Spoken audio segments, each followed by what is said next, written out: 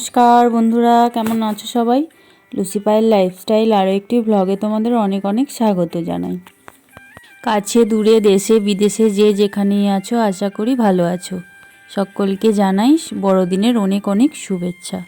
সকাল সকাল চা করে নিয়ে বসে গেছি, চা বিস্কুট আর সঙ্গে আছে বড়দিনের কেক। সকালবেলায় কেক খেয়ে নিলাম, সারাদিন সময় পাবো কি না পাবো জন্য সকালেই কেক খেয়ে নিলাম। এইখানে পায়েলের চুল কাটাতে গিয়েছিলাম, তো চুলটা কাটিয়ে নিয়ে আসলাম। তো আগে এমনি সেই ছোট্ট ছোট্ট করে কাটতো, এখন তো মেয়েরা যেরকম করে কেটে চুল রাখে সেরকম করে কাটলো এইবারে। তো কোনো সেলুনে চুল কাটাতে গেলে বাচ্চাদের কিন্তু লক্ষ্য রাখা উচিত যে ওরা ব্লেড দিয়ে যে মানে এগুলো ঘাড়ের চুলগুলো চাঁচে, তো সেই মানে ব্লেডটা বদলায় কি বদলায় না সেটা লক্ষ্য রাখা উচিত। তো আমার পায়েলের চুল কাটতে কাটতে দেখলাম যে ব্লেডটা বদলায়নি, সেই জন্যই তোমাদের সাথে শেয়ার করলাম। অবশ্যই বাচ্চাদের চুল কাটানোর সময় ব্লেডটা বদলালো কি বদলালো না এটা খেয়াল রাখা উচিত। দোকানদারকে বলতে তারপরে বদলালো, এত বদমাইশ দোকানদার। যেহেতু বাজার বেরিয়েছিলাম সেই জন্য মাংস নিয়ে চলে আসলাম আসার সময়। তো পেঁয়াজ নিতে গিয়ে দেখি যে পেঁয়াজের সব গাছ হয়ে গেছে। তো ভাবছি পেঁয়াজ গাছগুলো লাগিয়ে দেবো, আজকে ঝোল আর ভাত হবে, বেশি কিছু হবে না, তাড়াতাড়ি হয়ে যাবে, সেই জন্যই গাছগুলো লাগিয়ে তারপরে রান্না করব। তো যেগুলো বড় বড় গাছ হয়ে গেছে বেছে নিচ্ছি আর কি। একলা আছি আর কত পেঁয়াজই খাবো, পেঁয়াজ বেশি করে কিনে নিয়ে আসলেই ভালো হতো। তো লাগিয়ে রেখে দিই, যদি পেঁয়াজ বড় বড় হয় ভালো, নইলে ওই মানে করে তুলে তুলে সাঁইগুলো তরকারি খাওয়া হয়ে যাবে। পেঁয়াজের গাছগুলো মাছের ঝাল, তারপরে শুটকি মাছের ঝালে দিলে কিন্তু খুব ভালো লাগে, তো সেই জন্যেই আরও লাগিয়ে রেখে দেবো।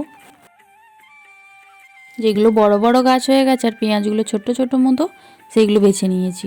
তো এখানে জমিতে চলে এসেছি গাছগুলো বসিয়ে দেওয়ার জন্য। আর হচ্ছে কিছুটা ধনে পাতা নিয়ে চলে যাব, মাংস রান্না হবে, তো বসিয়ে দিয়ে তারপরে হচ্ছে রান্না করব। তো এইখানে হচ্ছে ধনে গাছ আর গাজর গাছের মধ্যে যে বর্ডারগুলো লম্বা লম্বা ফাঁকা রয়েছে, সেই ফাঁকগুলোয় পেঁয়াজ লাইন লাইন করে লাগিয়ে দিচ্ছি। তো মটরশুঁটি গাছে কিন্তু ফুল হয়ে গেছে, ফুল এসে গেছে, তো এবার হচ্ছে শুঁটি হবে, মটর কড়াই হবে আর কি। এটা হচ্ছে গাজর গাছ আছে, গাজরের এখানটা বসানো হয়েছে গাজর। আর এই দিকটায় যে ধনে গাছ, গাজর আর ধনের যে মধ্যেখানে যে বর্ডারটা, ওই বর্ডারে আবার লাগিয়ে দিচ্ছি। আর ওইখানে মটর জমি আর গাজর জমির যে বর্ডারটা আছে ওইখানে লাগিয়ে দিয়েছি, ওইখানে এক লাইন পেঁয়াজ লাগিয়ে দিয়েছি। তো এইভাবে করে পেঁয়াজগুলো আমরা লাগিয়ে নিতে থাকি, তোমরা ভিডিওটা দেখতে থাকো।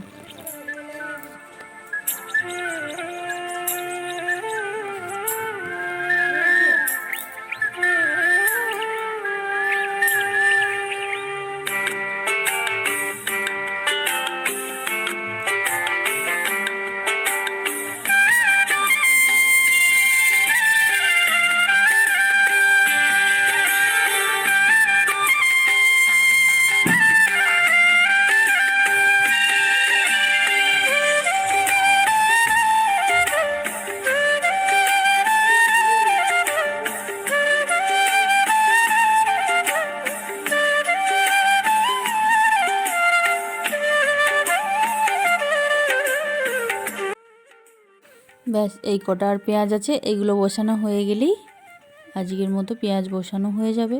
আর এই ছোট্ট ছোট্ট চারা গাছগুলো যে দেখা যাচ্ছে ওইগুলো হচ্ছে সর্ষে গাছ, সর্ষে দানা সরানো হয়েছে। আর সর্ষে গাছগুলো মানে অন্ধকার মতো হয়ে গেছিলো, সেই সময় দানাগুলো ছড়ানো হয়েছিল, হাতে করে করে আবার চাপা দিয়েছি, কিছু কেমন এক জায়গায় জড়ো হয়ে গেছে, সেই জন্য এক জায়গায় মানে এগুলো জমাট বেঁধে ফুটে গেছে, চারাগুলো যে বেরিয়েছে এক জায়গায় জমাট হয়ে বেরিয়েছে। তো এগুলো যখন একটু বড় বড় হয়ে যাবে ভাজা খাওয়ার জন্য শাকগুলো কিছু কিছু তুলে নিয়ে ফাঁকা করে দেবো। এখন যেহেতু ছোট, এখন আর তুলে নষ্ট করবো না, তখন ভাজা খাওয়ার জন্য তুলবো। পেঁয়াজ এইখানে বসানো হয়ে গেছে। তো আবারও বলছি, ভিডিওটা যদি ভালো লেগে থাকে অবশ্যই একটা লাইক করে দিও, আর চ্যানেলটা সাবস্ক্রাইব করতে ভুলো না কিন্তু। তো এইখানে চলে আসছি রান্নার কাছে। তো আজকে মাংস রান্না হচ্ছে, যেহেতু মাংসর আলুগুলো ভেজে নিয়েছি, এবার আদা রসুন পেঁয়াজটা মানে কষছি। আলুগুলো হালকা ভেজে নিয়ে তুলে নিয়েছি, তারপরে কড়ায় তেল দিয়েছি, তেলের মধ্যে দিয়েছি জিরে, তেজপাতা, শুকনো লঙ্কা ফোড়ন দিয়েছি, এলাচ আর দারচিনি দিয়েছি। দেওয়ার পরে পেঁয়াজ দিয়ে কষিয়ে নিয়ে তার উপরে রসুন দিয়েছি, তারপরে আদা দিয়েছি। দেবার পরে হলুদ গুঁড়ো, লঙ্কা গুঁড়ো, সামান্য লবণ দিয়ে মশলাটা কষিয়ে নিয়েছি। তারপর ভালো করে কষানো হয়ে যাওয়ার পর মাংসটা তুলে দিয়েছি। এবার অল্প অল্প করে জল দেব আর মাংসটা কষিয়ে নেব। এইভাবে করেই আমি মাংসটা আজকে রান্না করেছি। পেঁয়াজ আর আদা রসুন কষতে কষতেই কিন্তু ওর মধ্যেও একটা টমেটো দিয়েছি আর ধনেপাতা দিয়েছি। প্রথমেও ধনেপাতা দিয়েছি কিছু আর শেষেও কিছু ধনেপাতা দিয়ে দিয়েছি। মাংসটা নামানোর কিছুক্ষণ আগে একটু সর্ষের তেল ছড়িয়ে দিয়েছি, দেওয়ার পর ফুটিয়ে নিয়ে তারপরে নামিয়ে নিয়েছি। তো এইভাবে করেই আমি মাংসটা বানাচ্ছি। এইভাবে হতে থাক মাংসটা ততক্ষণ, আর তোমরা ভিডিওটা দেখতে থাকো। ভালো লাগলে অবশ্যই একটা লাইক করে।